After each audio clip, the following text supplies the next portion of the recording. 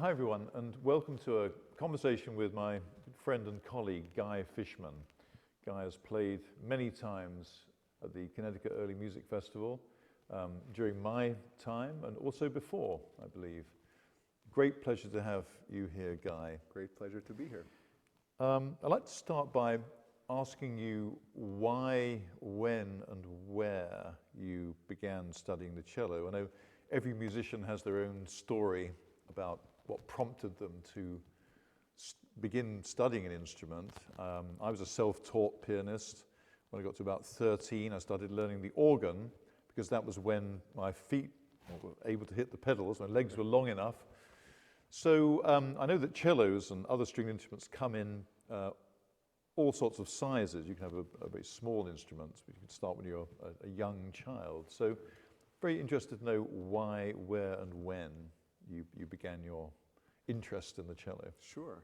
So I know you've studied my biography deeply and at length. Our viewers may not have, so they don't know that I was born in Israel. I moved to the United States when I was 11, almost 11, in 1989. And I moved to Tyler, Texas, like all Israelis who move right to Tyler, Texas. And of course, quite a culture shock, but many great things about Tyler, Texas. Texas happens to have the nation's most extensive school music education program, surprisingly enough, for me at least, at the time. And I, when I was 12, entering 7th grade, I was driving, or being driven rather, to my first day of school with my proposed schedule in hand, which I had to fill out with the classes that I wanted. And I had put orchestra down and erased it, and about a second before leaving the car, I put it on again. I thought, orchestra, I passed by the orchestra room and thought, well, that would be an interesting elective. But I had no impulse to play classical music before then. I enjoyed classical music to the extent that I was exposed to it. My parents had records, but nobody in my family is a musician. I didn't have musicians as friends or as extended families. It was just available in the school, and I thought this would be something interesting. Right. Then I thought it wasn't, and then I thought, okay, well, give it a shot. And I came that close to changing the rest of my entire life. Wow. And chose to do it, was placed in orchestra, and as you can imagine, for most of us, and I know for you and I mean, you're one of my closest friends, and we know each other because of music, and that's a common tale. Working, it's a social endeavor, making music.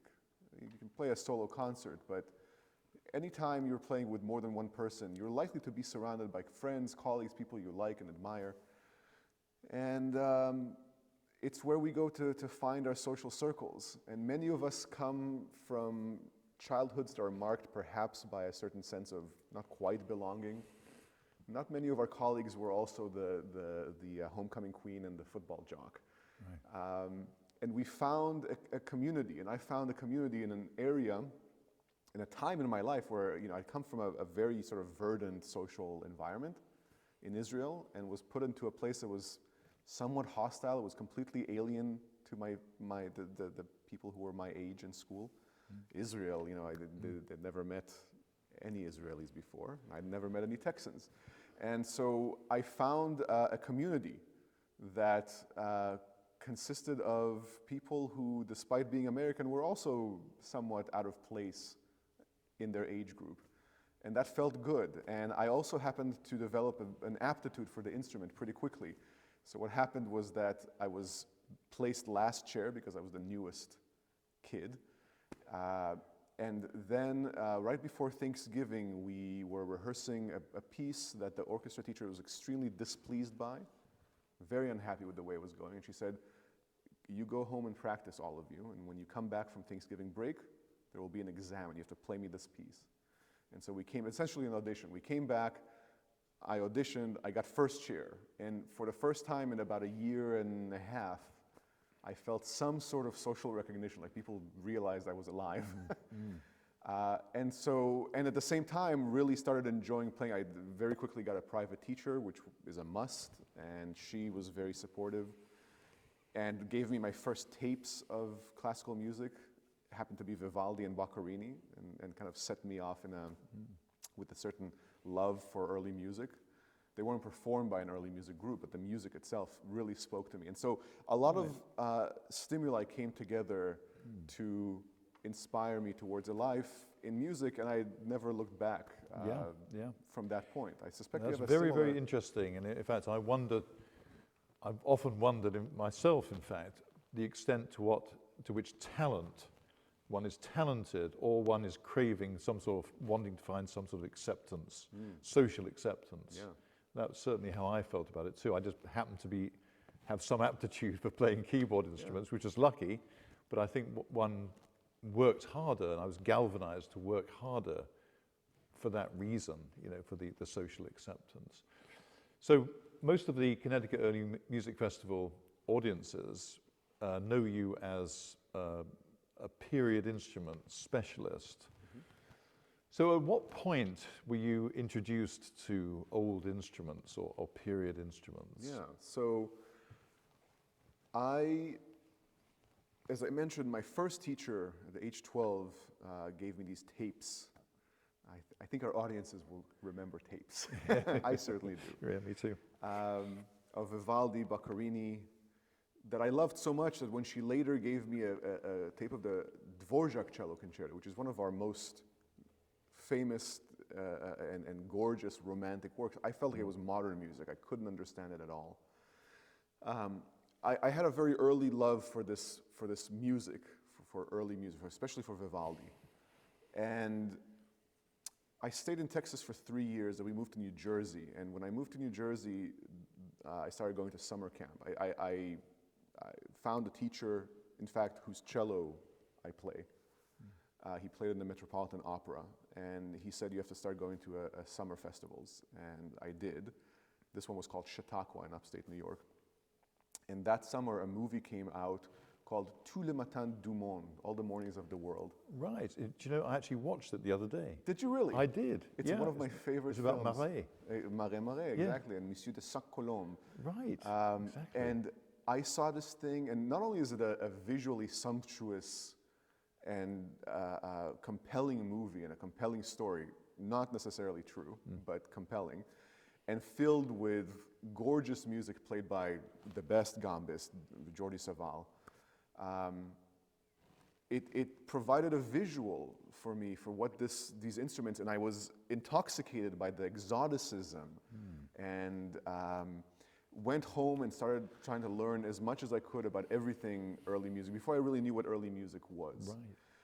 And then shortly after that, I went to a CD store. I loved recordings. Our audiences will also remember what CDs are and what stores were. And Tower Records was playing the new CD of the week to try to sell it to you. And that happened to be music of Bach for violin and flute, played on actually it wasn't a 5-string cello, it was a cello tuned like a violin by a man named Anner Bilsma, who I later studied with for a year. And he was playing along, and I didn't mind it much. I was looking through the stacks of CDs, and he got to the last note of the prelude of the E major sonata for unaccompanied, partita for unaccompanied violin. Okay, and I don't know. I didn't practice it. Let's see. Yeah, so he plays it something like this, like that. He ended it like that, and I'd never heard a note without vibrato, which is this, right? I'd never heard a sound like that, literally. Wow. I was always told, once you start vibrating, you should always vibrate. So to end a piece like that was shocking. So I bought the CD, realized that you could learn quite a bit from reading the liner notes in these CDs. And that was it, basically. From that point on, Right. I didn't have a period instrument. I didn't touch a Baroque cello until my master's degree, when I went to a school that happened to have a collection. But I tried on a modern cello. I took the end pin out, and I held the bow up high, and it really just kind of, the sound intoxicated me, and the music I'd already loved. And I found freshness and almost, this idea, these people believed that there was an element of truth in what they were doing, that they're in trying to produce a sound. Nobody knows what it sounded like in 1720. Right.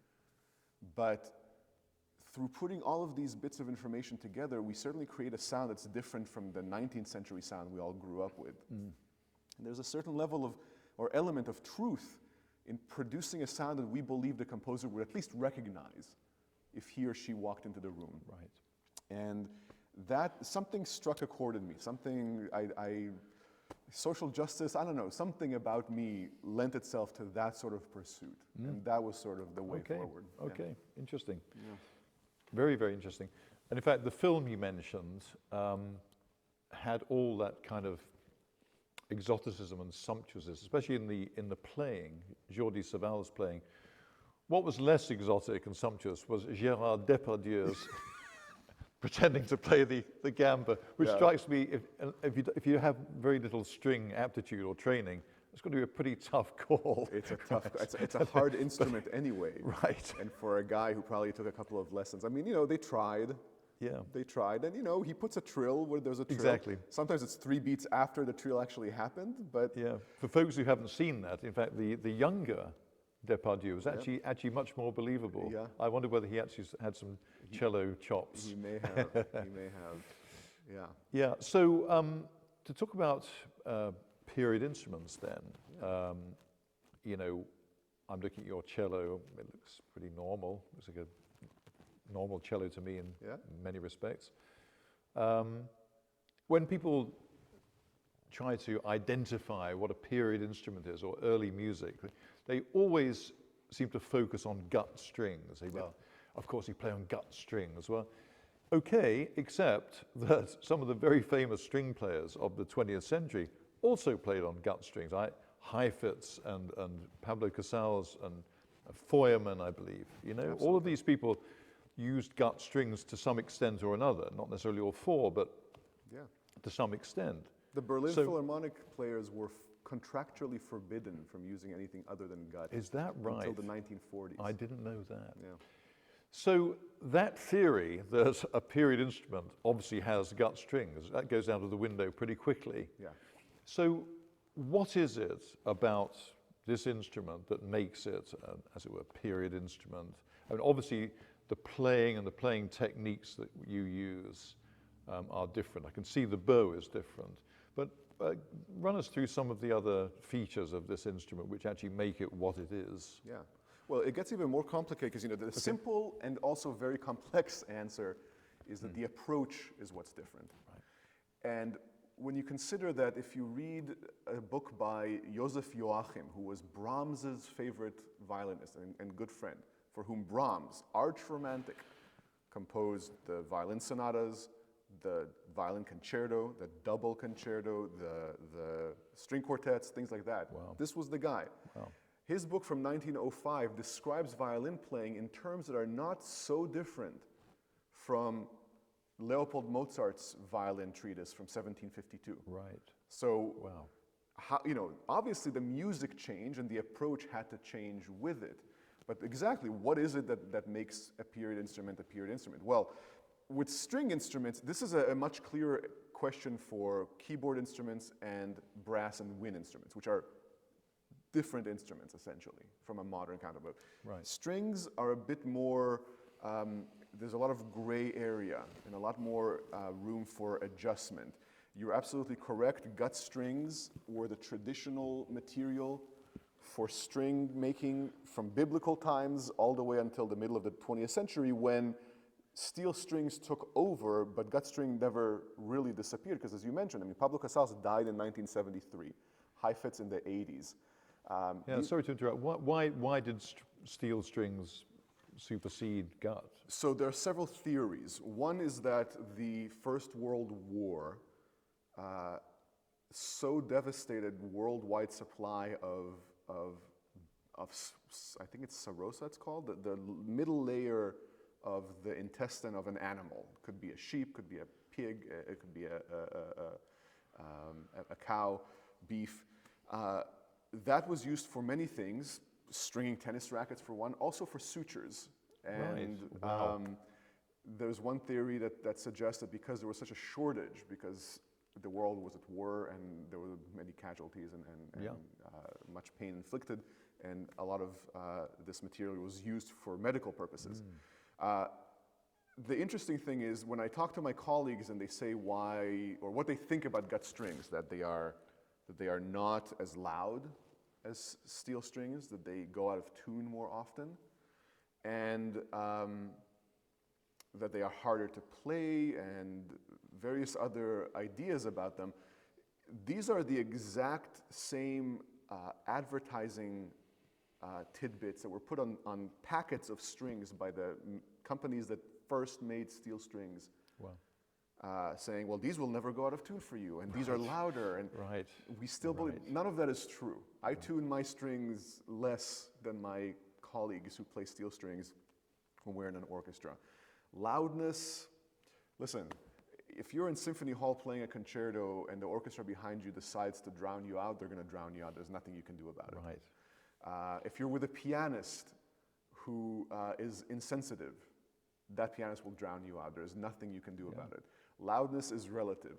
So it's hard to know, but there was a lot of promise for better, more easy playing. There was also a lot of protest from people who believed that art benefited from some level of struggle. And that if you make things too easy, a steel string, you touch it, it sounds. It's thin, it's easy to maneuver. The bow bounces on it beautifully.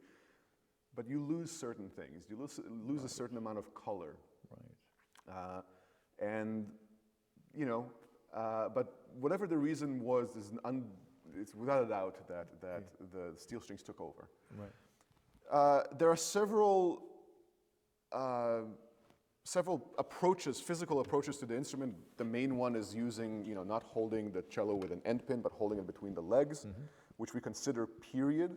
Of course, as you mentioned, not only with gut strings, but also with end pins. The cellists who played around, okay, so the cellists who premiered Brahms's double concerto, Robert Hausmann, the man who premiered Dvorak's concerto, Alfredo Piatti, who was a romantic Italian cellist who lived into the 20th century. None of those guys use an end pin. But end pins were around much earlier. Were Certainly were. If you had a bad back, if you were short, and mind you, the cello, especially in the 17th century, was built much larger than today. I mean, much larger. Enough that it made playing more difficult. And if you were a short cellist, and most people remember the human height has increased as our health has improved, then you either had some sort of cushion or a footstool, or you went to your luthier who drilled a hole here and took a rod of wood, stuck it in, and then you had an end pin. It didn't retract, and you couldn't adjust the height. When you say they were much larger, Yeah. why were they made smaller? That's a great question. So, you know, the violin family, basically, it wasn't invented, but it developed into what we know of as violins, violas, cellos, around 1550, middle of the 16th century. And like almost all musical instrument families, it has various sizes to reflect the different tessituras of the human voice. Right. So you've got a soprano violin, you've got an alto violin, that's a viola, and you've got a bass violin, which is the cello. In fact, in England, it's called a bass violin, or it was called a bass violin. Yep. In France, basse de violon. It's just a cello. It had many, many names.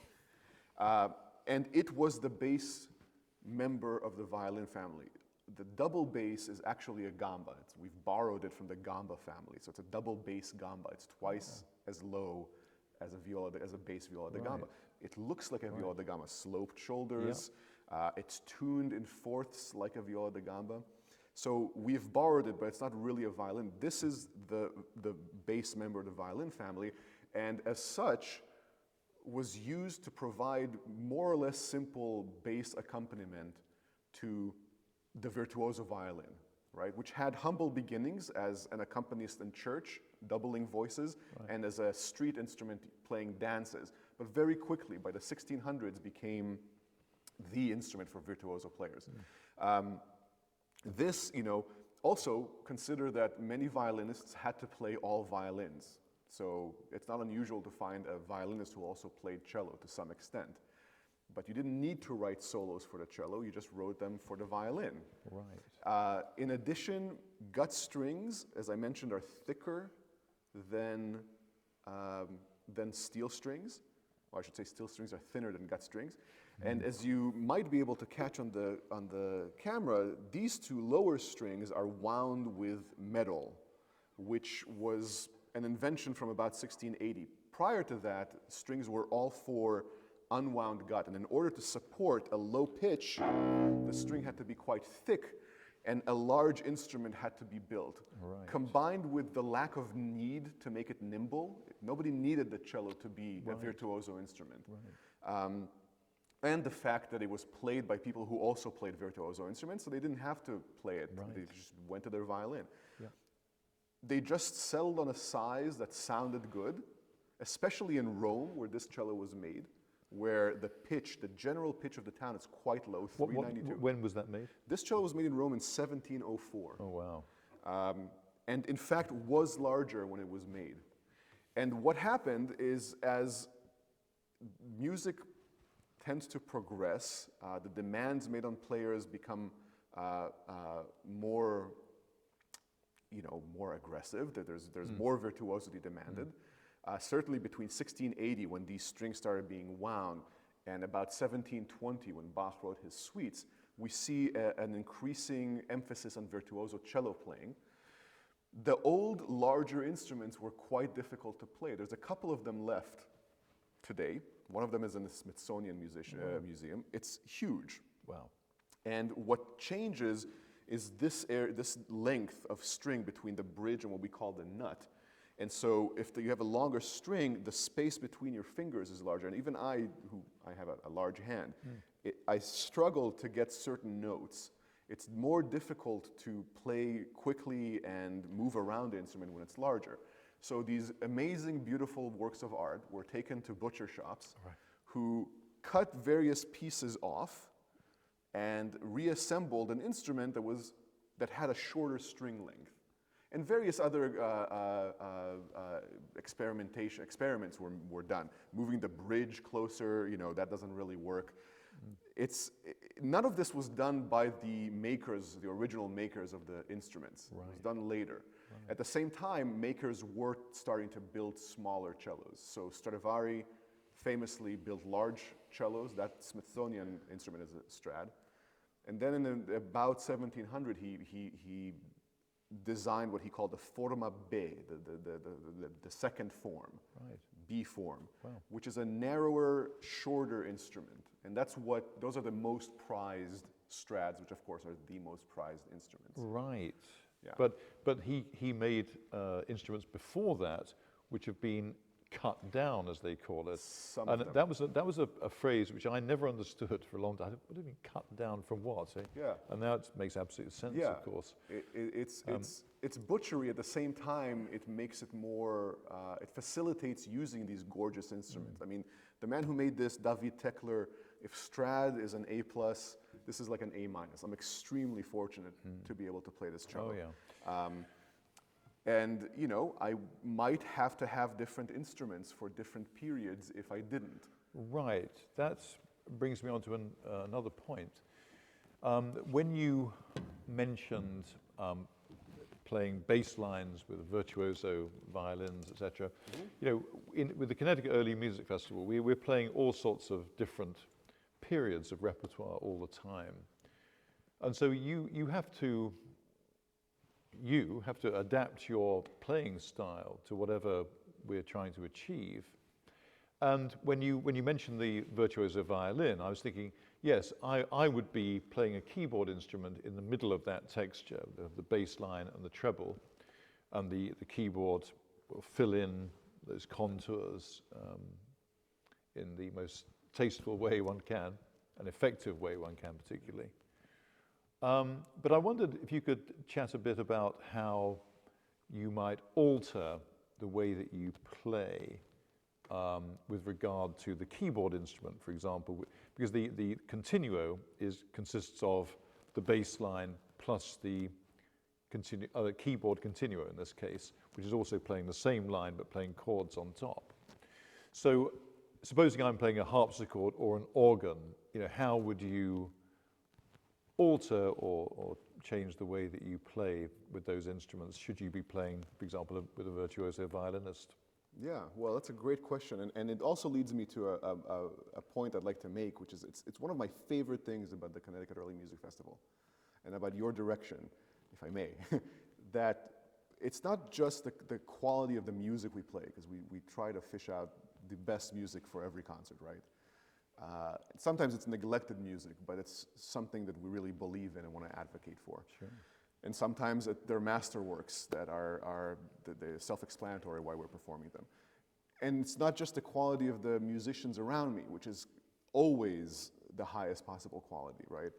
But it's also the fact that we survey such a wide breadth of eras, right, that our audience might take it for granted that one concert they're listening to Monteverdi madrigals and the next they're listening to Beethoven symphonies with the same people. Right. Oftentimes using the same instruments. Right. Us string players will likely be using the same instruments. Right. And of course, doing that requires a lot of imagination and creativity and adjustment so that we feel like we're doing each composer in each period as much justice as we can. We're never cheating. If we were a modern instrument festival, it would be perfectly fine. The music would still be great. And it might be beautiful and enjoyable and sincere performances, but likely we would be using sort of the same approach to most of the music based on our training. And if we were doing certain things, it would be because we have a festival which anachronistically has a centralized direction. It has you as director, as a conductor, or maybe a concert master. Something that didn't exist for Monteverdi. Right. Everybody had to speak the same language. Everybody had to understand that when they see a piece of music, and by the way, as you know, this music, Monteverdi, no direction about how to play it. No. Dynamics, articulation, nothing on the page. You have to know how to play it. That's why we need these expert musicians, and that's why these instruments do so well. This approach, because we have to rediscover the approach each time. And so you asked a specific question. For instance, we could play in one concert a piece for which you choose to play continuo on an organ, on a chamber organ, and the next piece you might hire a lutenist for, and the piece after that a harpsichord. And each of those, if I'm to be a sensitive player, each of those affects the way I approach my instrument, especially where articulation is concerned. So the organ, if you never lift your fingers, the sound never stops, right? Right. And so I know, because I've played with you a lot, I know that you, because you don't want to have the sound never stop, you treat music like a language, and there has to be grammar and punctuation, and we have to highlight important things, and in order to highlight something, you take away a little bit of what's around it, and then it relieves out of the texture. Absolutely. And so you lift slightly. So I listen for those lifts, and when I hear a lift, I lift. And in general, the approach to that lift is pretty monolithic. There's not a lot of shape to the note from me. If I listen to my recordings of concerts that I took part in early in my career, this is one of the big differences. I hear myself trying to do a lot of stuff with an organ. You can't hear it because all you hear is the organ. Really I'm there to add color and articulation. I mean, the organ can't provide a snappy articulation the way a cello can. Yeah. You don't really need me there for sound. So I approach notes, I try to approach them the way I hear you approach them. With the harpsichord, I can do a lot more to influence what's above me with the shape of my notes, where they bloom or how long and short they are, because once you hit your note, effectively it's done. Right. And where you tend to manipulate that quick death of sound is with the way you roll chords above that one note which we share. Yeah. So you'll choose a long roll or a short roll, many notes, a small amount of notes. All of those things are choices you're making in the moment that I'm constantly listening to, and taking from you in order to decide how to shape my notes with the harpsichord. And I suspect you're doing the same thing. Well, be nice. Yeah, yeah. Well, I'm glad that you said you were listening to me. I'm actually following you. But, Well, there you go. But, and also, you've rather preempted my other question, of course, was what is it about working with me that you find particularly exciting and enjoyable? Let me count the ways. Let's see. 1, 2. Okay. Well, no kidding. I mean, this is, books were written about all of this information we get from primary sources, usually treatises, right? Called treatises. And before there were conservatories, before there were conductors to tell you how to play, it was important to try to tell the masses who, like you, oftentimes were self-taught, how to play. And so these books were written, and we get a lot of information from them, and we see how difficult it is to describe in words some things, not all things, but some things you have them or you don't. And how strained the writers are to try to give you that thing you might not have. And these choices are that thing. And I don't take it for granted that I'm completely spoiled with the players that I get to play with, from whom I've learned, it's complete, I think a lot of it is mutual, but I've learned so much. Just these, out of 6 concerts, I usually play about 5, maybe 4. Each one's a learning experience, because someone comes in and does something and you think, wow, that's incredible. Just to hark back to something you mentioned some minutes ago, I mean, I personally feel that I'm a moderately talented person who's learned a lot by playing with really good people. That's sort of how I feel. You play better pool with better pool players, and if you're lucky enough to get a foot in the door, and you're interested and your ears are open, then nothing is stopping you from achieving the heights of the people around you. I would much rather play with people who have something to offer that I don't. I mean, right. I'm not inhuman, right? I mean, sometimes it's frustrating. Sometimes I can't do something and someone can. Yeah. It's frustrating. Sure. But it gives you something to aspire to. Yeah. You don't want to be the best person in the room. Well, Guy, it's been really fascinating to chat with you. It's been a total pleasure. To hear about the cello. But maybe we should wind things up by actually hearing from the cello. I would love to play. I would love to play. And I thought I'd play some Bach. But before I do, if you'll permit me, I just want to I'll address you, but I'm really addressing your audience, who I know is made up of board members at Connecticut, people who are our audience and fans, and maybe people who are new to the Connecticut Early Music. And I just want to say, obviously these are difficult times. They have probably heard a lot of things from you.